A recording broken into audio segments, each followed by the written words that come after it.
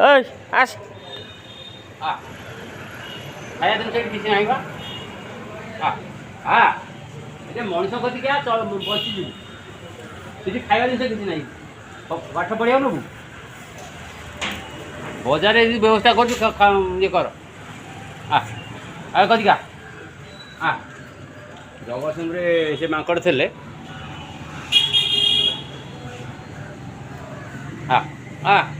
अरे सुनु अरे मनीष आसरा पाइले तू बंचीजु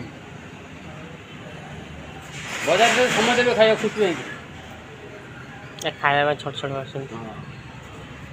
कहना से बजार था ना से फल जे जा ता मुंड कौन छोड़ा फल